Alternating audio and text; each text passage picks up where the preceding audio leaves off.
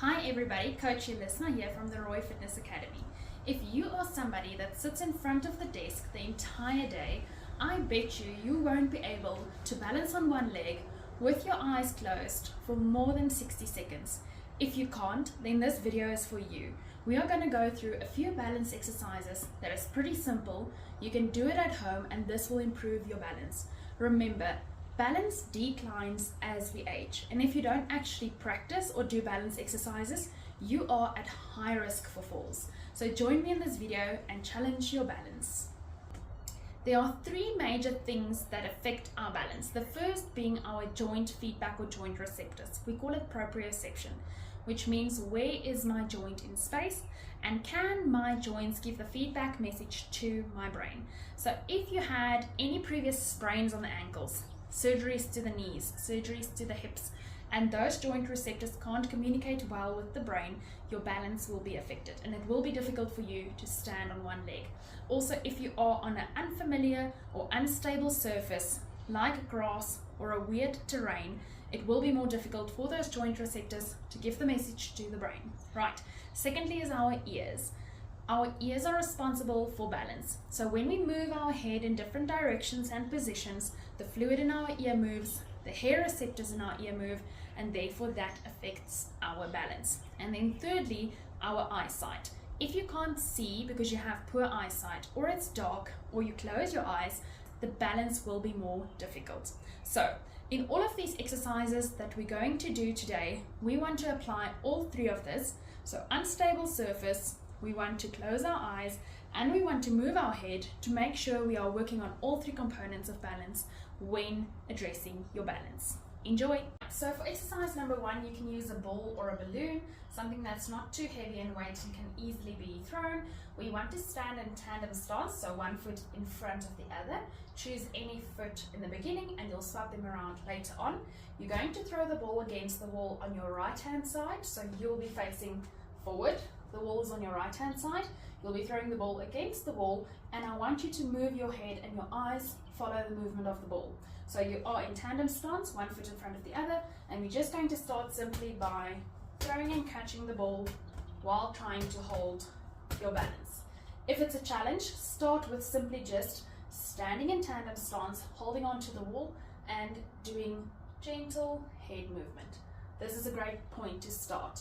Then, if this is pretty easy, I want you to progress by adding tandem walking. So you can walk in tandem, meaning one foot in front of the other foot.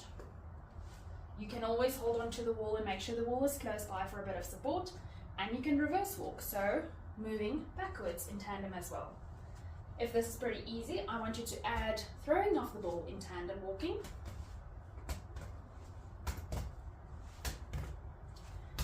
If it's easy, you'll reverse tandem walk while throwing and catching the ball. A little bit of a challenge. And remember, everything you do, I want you to repeat on the other side.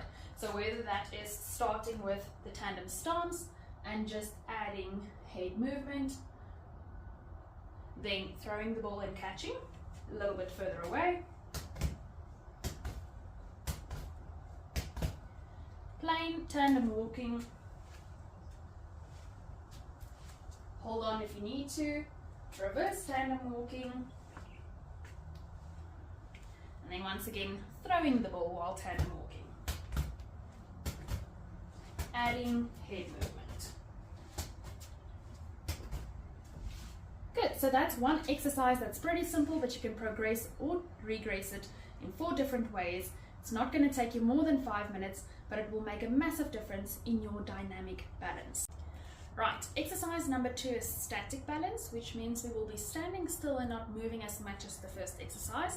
So always good to have a wall behind you, so that if you still struggle to balance on one leg and you can't do that, you're welcome to put the foot against the wall or lean back a little bit with the body. You can always touch and help with the hands, and the more you progress, the further you can lean away from the wall, leave the hands, leave the leg. Now we want to move our head in a diagonal fashion. So if you are comfortable with standing on the one leg, then you can progress by moving, looking up to the right top corner and then left bottom corner. Right top corner, left bottom corner. And you'll see as soon as I start to add the head movement, which means the fluid in my ears are moving, my foot is a lot more unstable, so it's a lot more challenging. So top right corner, left bottom, top right, left bottom, swap it around, left top corner, right bottom, left top, right bottom. Like I said, you're welcome to still place the foot on the wall or hold on with the hands if you need to for this exercise until you can progress, and then repeat on the other side. So you'll go over onto the left leg and do the exact same thing, left top corner, right bottom, left top, right bottom, swap around, right top, left, right, left, right, left.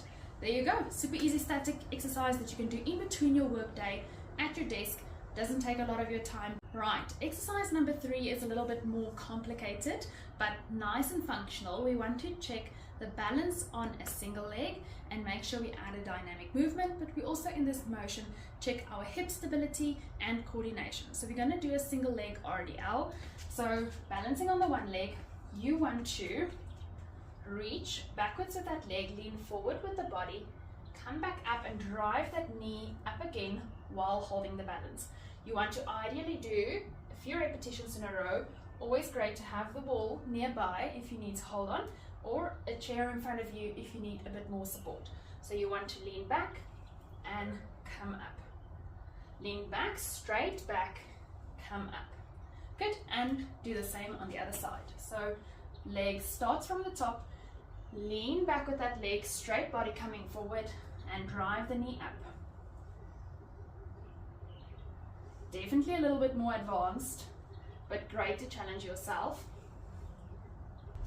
So for the next exercise, you are going to use an unstable base under your feet to balance on, anything like a foam pad or a balance board. And if you don't have that, you're welcome to roll up a yoga mat and stand on top of that, or use 3 or 4 towels stacked on top of one another.